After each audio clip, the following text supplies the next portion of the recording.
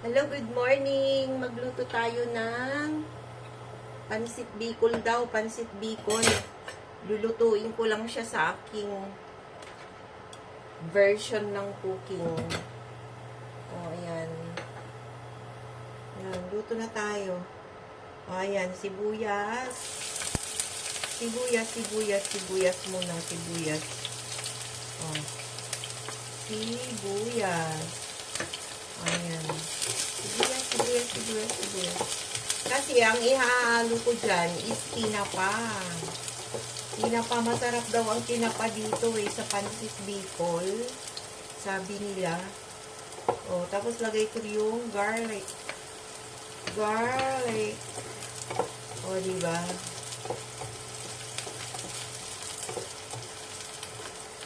Tama na to. Ayan. Lagyan agad ng paminta para lumabas yung aroma. Yung aroma na sinasabi. Diba? Yan yung bango-bango. Pagka ginigisa yung paminta, ang bango-bango. Ang bango-bango talaga. Sandali lang to. Yan. Yan na yung tinapa, Himay-himay ko. Lagyan natin yung tinapa para mabango. Diba? Sandali lang ang luto niyan. Diyos ko, magpapakahirap pa ba tayo? Yan.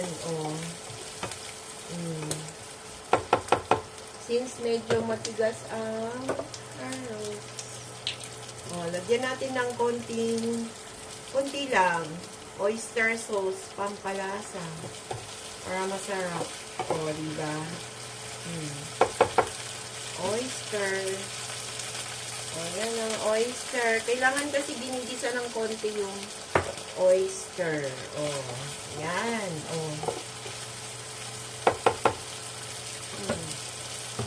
Lagay natin yung carrots. Hindi ko na sana lalagyan ng carrots kasi hindi naman yun yung pansit na pero parang masarap pag nilagyan ng carrots. Isa pa. Colorful siya. Diba? Timplahan natin ng toyo. Mga 2 tablespoon lang. Ayan. Okay na yan. Konting toyo lang. Timplahan mo na agad. Lagyan ng liquid seasoning. Para matapos na. Sandaling luto yan. Diba? Yan, Yan,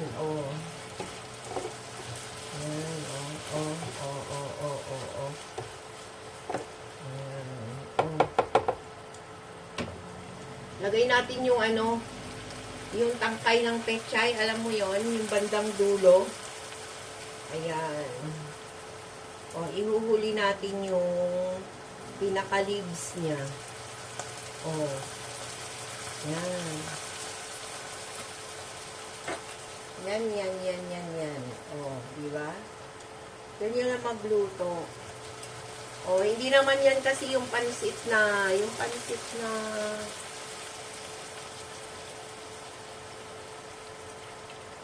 lagyan natin ng water.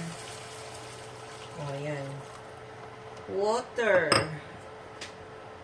Ayan para matimpla natin yung sabaw.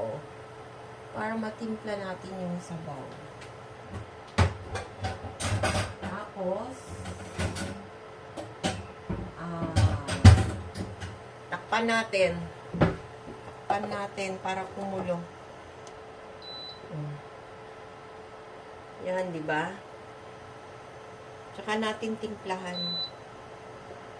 Pag natimpla na yung sabaw, edi ilagay na yung yung dapat na ilagay, diba? Yung pansit at tsaka yung pechay. Diba? Tayin lang kumulo ng kumulo kasi masarap yan pag kumukulo.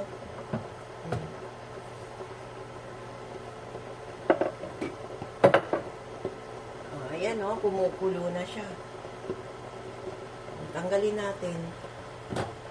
Kumukulo-kulo na siya. Oh. Oh. Yan. Oh. Kita nyo kumukulo? Oh. Pag okay na yung sabaw sa inyo, pwede nyo nang ihulog yung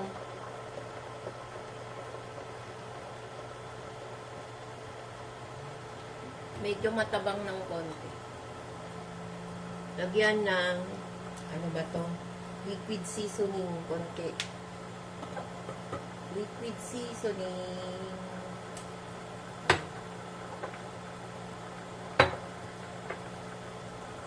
Lagyan ng salt and ano. O, ayan. O, ayan. So, ilagay na natin yung pansit. Yung sinasabi ko sa yung pansit Bicol. O, ayan. O, ayan. O. Yan. O. Para bang siyang bisado. O. O, ayan. O.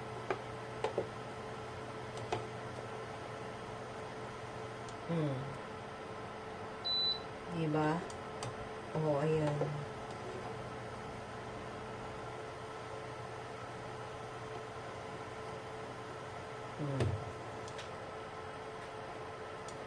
Lagyan natin yan ng ano, ng isang tablespoon lang ng ano, ng suka. Lalagyan daw yan eh. Oh. Kunti lang. Oh. Para masarap yung ano niya. Oh, ayan. Konting suka, wag mo nang ihalo. Maya-maya na halo.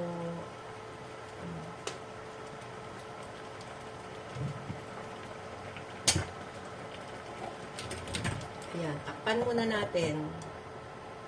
O, ayan. Yan ang pansit ng Bicol. Malasa kating tinapa. Sabi kasi ng friend ko, lagyan ko daw ng tinapa. Yan, o.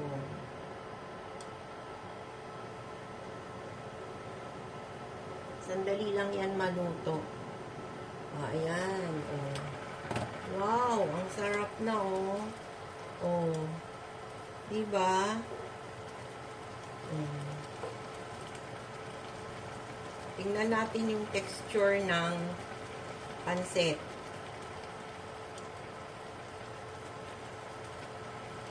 Sarap na.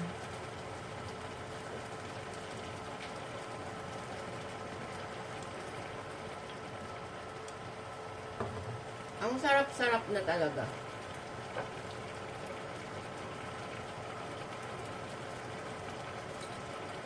Kumukulo-kulo. O, lagay na natin yung pechay.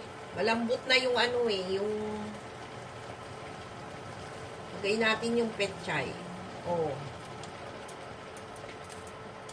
Para green-green pa siya. O. O, diba? Kita nyo yan? Yan ang pansit Bicol. Oh. Yan.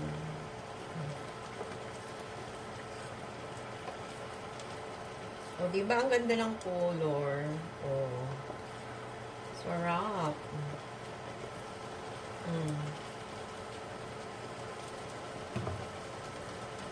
Lagyan ng sesame oil para ayan, sesame oil, pampalasa.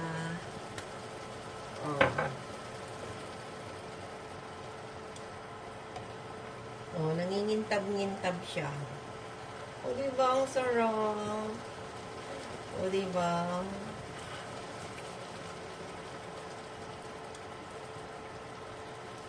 Healthy siya kasi meron siyang pechay, carrots. O, diba? O, diba? Tuto na siya. Ang sarap na.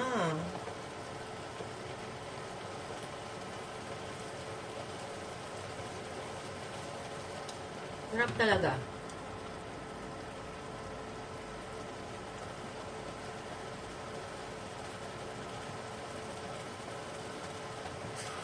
ayan na. Oh. Gisado ba? Gisado.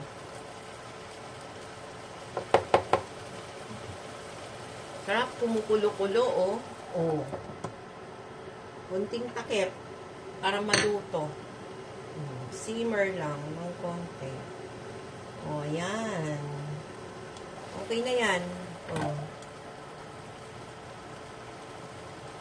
Pwede nyong kainin ng walang rice. Kung gusto nyong may rice, okay lang din. Kasi meron siyang konting sabaw. O, diba? Okay na yan. Luto na yan. Mahirap pa overcook. O, diba? Ayan. Lagyan natin ng konting parsley. O, parsley. O, diba? Sarap na. Yan ang pansit. O, diba? Pansit pa more. Till my next video.